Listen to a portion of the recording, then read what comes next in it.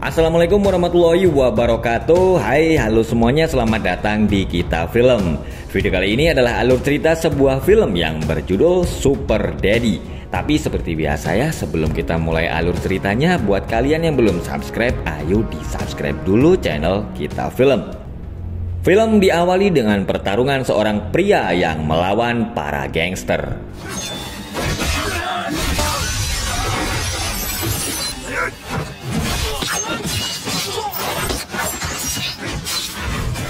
Saat pria itu sedang dalam bahaya, seorang perempuan kemudian datang membantunya. Dan ternyata mereka berdua sedang syuting film.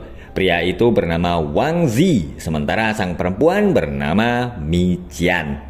Wang Zi adalah seorang stuntman yang sedang bekerja untuk produksi sebuah film action yang dibintangi oleh Mi Qian. Wang Zi berkata kepada kru film yang bernama Feng Lang kalau darah palsu yang mereka pakai seperti banjir bandang.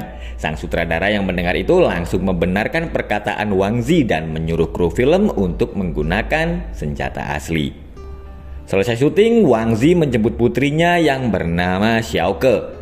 Melihat luka di wajah ayahnya, Xiao Ke meminta agar ayahnya selalu hati-hati karena usianya sekarang sudah 38 tahun. Wang Zi dan Mi Qian sebenarnya adalah sepasang suami istri yang sudah bercerai, dan Mi Qian sekarang sedang menjalin hubungan dengan seorang pria yang bernama Gao Yang.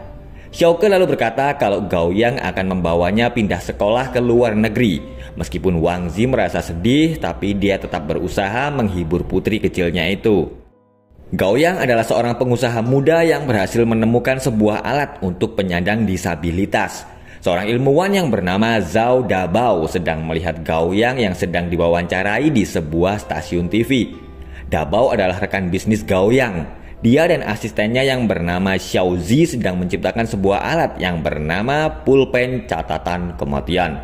Pulpen yang membuat orang yang menulis akan kehilangan kemampuan untuk bergerak. Dan Dabao berencana akan menggunakan pulpen itu pada Gao Yang.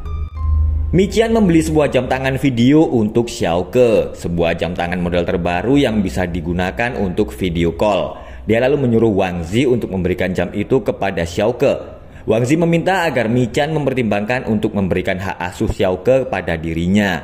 Dia berkata kalau Mi Qian dan Gao Yang kelak akan memiliki anak, sementara Wang Zi tidak memiliki siapa-siapa selain putri kesayangannya itu. Mi Qian tidak bisa menuruti permintaan Wang Zi karena dia khawatir dengan kehidupan putrinya karena keadaan Wang Zi yang serba pas-pasan.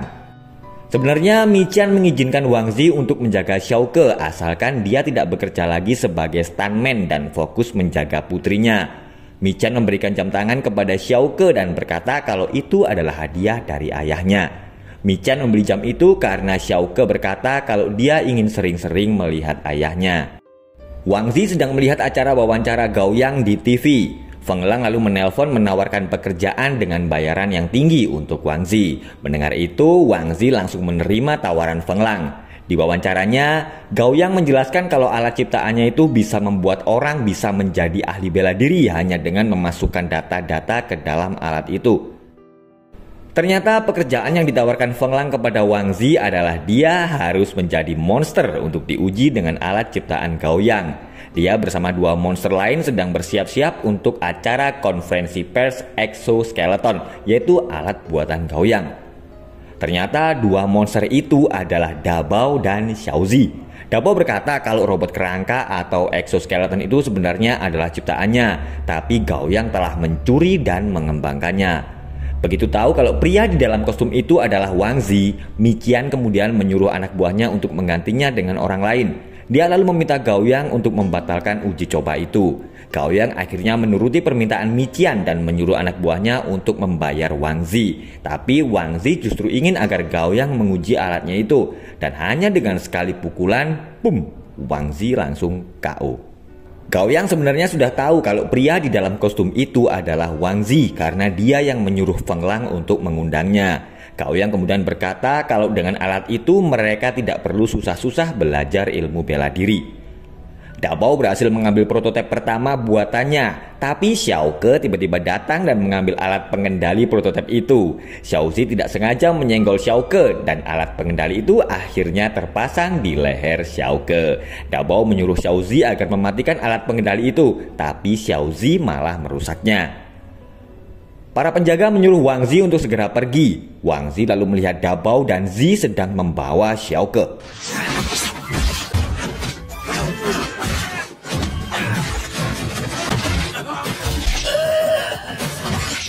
Dabao dan Xiao Zi berhasil kabur dengan naik mobil. Beruntung Feng Lang sedang lewat. Tapi masalahnya dia baru saja belajar menyetir mobil. Miqian kemudian datang dan mengambil alih kemudi.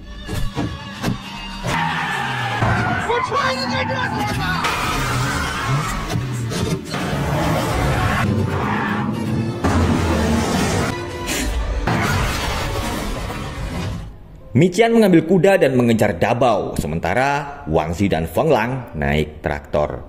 Wang Zi bercerita saat dulu pertama kali dia bertemu dengan Miqian. Wang Zi adalah kakak kelas Miqian di universitas, dan setelah lulus mereka berdua bekerja sebagai stuntman. Karena keahlian mereka berdua, Sammo Hung lalu tertarik untuk mengajak mereka ikut bermain di filmnya sebagai figuran. Ternyata Miqian tidak memberitahu Wang Zi kalau dia saat itu sedang hamil. Wang Zi pun merasa khawatir karena Miqian harus melakukan adegan-adegan berbahaya. Karena memikirkan keselamatan Miqian dan bayinya, Wang Zi kehilangan konsentrasi dan mengalami kecelakaan. Kecelakaan itu membuat Wang Zi mundur dan Miqian berhasil menyelesaikan film itu dan menjadi artis yang sukses. Miqian lalu mendapatkan banyak tawaran yang membuatnya tidak bisa sering bersama Xiao Ke. Cedera Wang Zi kembali kambuh dan dia pun mundur lama dari dunia perfilman dan mereka berdua akhirnya berpisah. Awalnya Dabao menciptakan alat itu untuk membantu penyandang disabilitas. Dia tidak mau Gaoyang menggunakan alat itu sebagai senjata. Dabao mengembangkan prototipe ciptaannya sambil merawat Xiao Ke dan mereka bertiga akhirnya menjadi akrab. Wang Zi dan Miqian berhasil menemukan Xiao Ke, tapi Xiao Ke berkata kepada kedua orang tuanya kalau Dabao dan Xiao Zi adalah orang baik. Dabao kemudian menjelaskan kalau Gaoyang akan menggunakan alat ciptaannya sebagai senjata. Meskipun dia sudah mengunci sambungan senjata di alat itu, Dabao khawatir Gaoyang bisa meretasnya. Alarm tanda bahaya tiba-tiba berbunyi. Anak buah Gaoyang telah datang dan akan mengambil prototipe itu.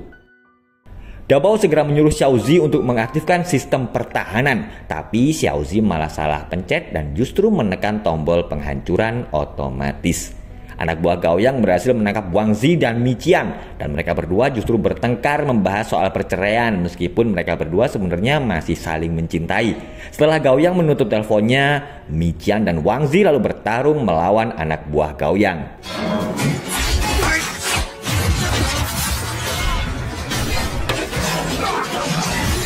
Ternyata Xiao Zi telah mengkhianati Dabao. Dia telah mendapatkan kode rahasia untuk membuka sambungan senjata dan mengirimkannya kepada Gaoyang.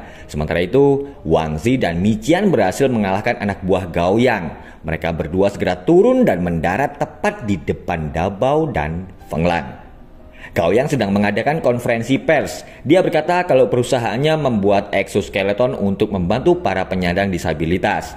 Wang Zi dan yang lain telah sampai di tempat Gaoyang. Setelah mengalahkan beberapa penjaga, mereka segera mengambil prototipe pertama dan mencari Xiao Ke. Dabao memakai prototipe pertama dan bersiap akan menghadapi anak buah Gaoyang. Tapi ternyata alat itu error. Ternyata Xiao Zi telah mengambil alat pengendali dan menggantinya dengan yang palsu. Miqian kemudian datang untuk membantu mereka dan Wang Zi pun terpaksa menguppercut Dabao. Wang Zi berhasil mengambil alat pengendali di kepala Xiao Zi dan Dabao akhirnya mendadak menjadi pendekar kungfu.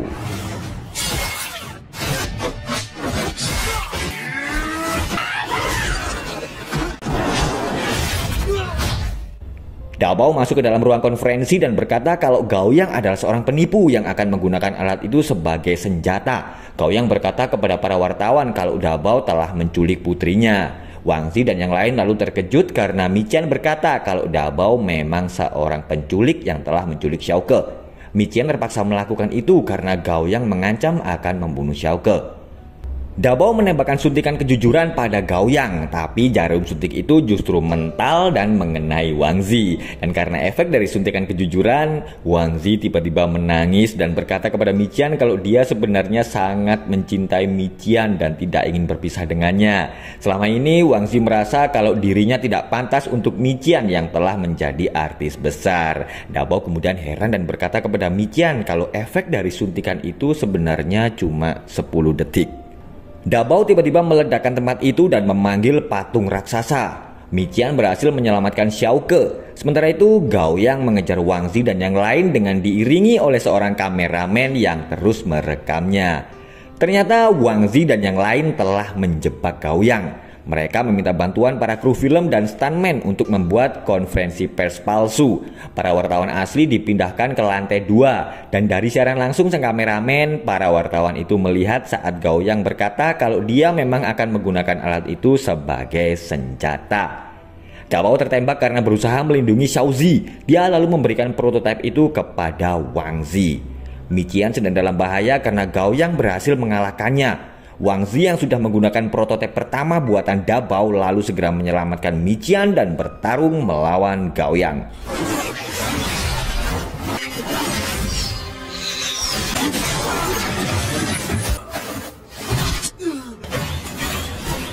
Alat pengendali milik Gaoyang hancur dan dia memakai alat pengendali milik Wang Zi. Gaoyang lalu membawa Wang Zi menuju ke tempat Xiao Ke. Dia akan mengendalikan Wang Zi untuk membunuh putrinya sendiri. Wang Zi segera melompat untuk menyelamatkan Xiao Ke meskipun dia harus jatuh dari atas gedung. Tapi tiba-tiba Wang Zi bisa mendarat dengan selamat. Ternyata Mi Qian telah berhasil mengambil alat pengendali di kepala Gaoyang. Wang Zi dan Mi Qian menemui Sammo Hung untuk proyek film terbarunya yang berjudul Godzilla vs Guan Yu. Karena aktingnya masih kurang bagus, Sammo Hung lalu menyuruh Wang Zi berperan sebagai Godzilla.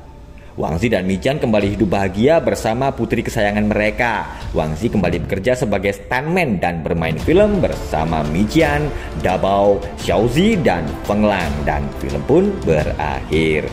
Oke guys, itu tadi alur cerita sebuah film yang berjudul Super Daddy. Terima kasih udah nonton, semoga terhibur. Dan jangan lupa ya buat teman-teman yang belum subscribe, ayo di subscribe dulu channel kita film.